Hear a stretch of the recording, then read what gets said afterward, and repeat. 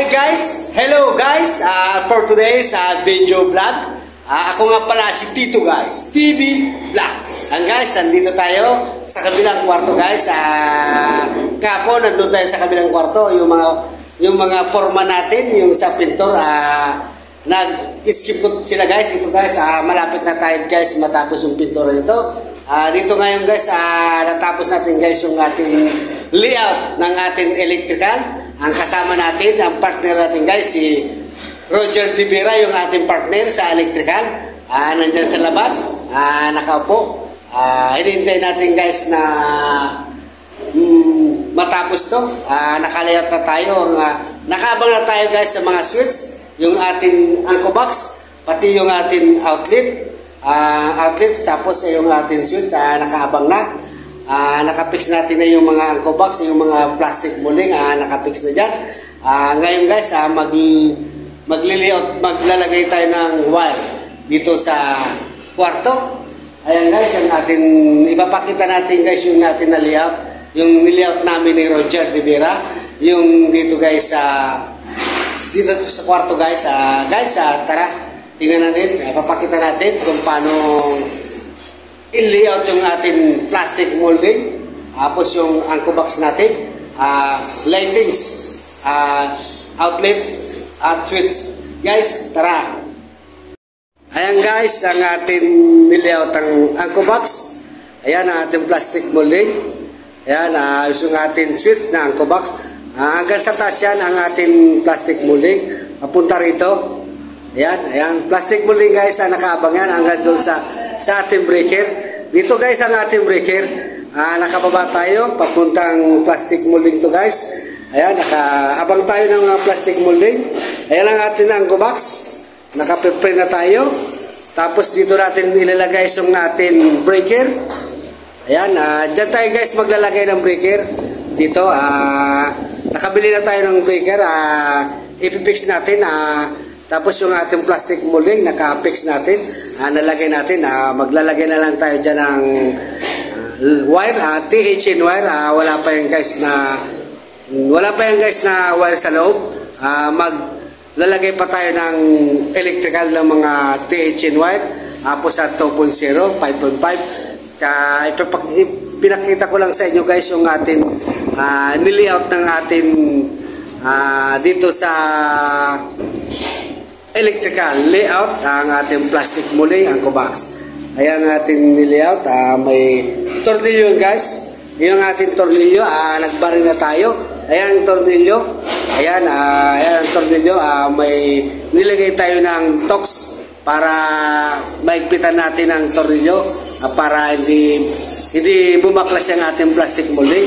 Ayan ang ating anchor box. Nakapix na. Maglalagay na lang tayo rito guys ng ating electrical, yung mga ating ilalagay rito para sa outlet, yung ating 3.5 para sa outlet guys. 3.5 natin ilalagay rito. At dito naman guys sa kabila, tataas tayo rito ang ating, dito tayo maglalagay ng breaker. Maglalagay tayo ng 3.5 pababa, pasiring pinaka main natin. Ang atin nilalagay sa pinaka labas na papuntang submeter ay 5.5. 5.5 guys ilalagay natin dyan para pinaka siguradong hindi iinit ang ating pinaka breaker, kasi dito sa loob natin dalawa lang guys ng ating outlet. Tapos guys apat lang na ating ilaw, kasama na guys yung ating sa CR. Tapos yung ating mga switch, ito guys ang ating switch. Yan. Ito guys ang ating, ito ang switch natin guys. Ayan, 3-gang switch guys ang ilalagay natin. 3-gang switch para dito sa labas. Tapos ito, ayan, ito doon sa dulo guys, receptacle, tapos sa labas receptacle. Dito guys ang ating switch dito. Tatlong switch ng ating, ang tawag dito guys ay 3-gang switch, tatlong magkakapatid, kaya 3-gang switch guys. Tatlong 3-gang switch guys. ang atin outlet dito. Ang atin switch pala, switch lang, switch. Para rito sa ilaw natin. Dito. Ayan, ayan. Kaya sasabay natin yung dalawa na yan. Tig-isa yan guys na switch. Yan, isang switch saka isang switch. Tapos dito rin guys, isang switch rin dito. Dito tayo maglalagay ng switch. Yan, para dito guys ang switch nila. Tawag dito 3-gang switch. Tapos dito naman guys, naglagay tayo guys sa baba ng plastic molding. Yan ang plastic molding guys natin. Naglagay tayo sa baba guys. Kasi doon tayo kukuha ng atin. Ayan ang atin plastic molding. Ayan ang plastic molding natin guys. Ayan ang plastic molding natin. Ito guys ang atin outlet. Gagamit tayo ng wire dyan guys. 3.5. Ayan. Dito natin pinix. Naglagay tayo ng tox sa wood screw. Tapos dito tayo naglagay. Dumaan tayo rito. Nakidaan tayo rito guys sa atin sa switch nito, sa 3-gang switch. Nakidaan tayong para sa outlet natin, yung ating 3.5. Nakidaan tayo dyan papunta dito guys. Dito tayo naglagay ng plastic molding. Ayan, hanggang dito guys ang ating linya. Ayan ang plastic molding papunta rito guys sa ating breaker.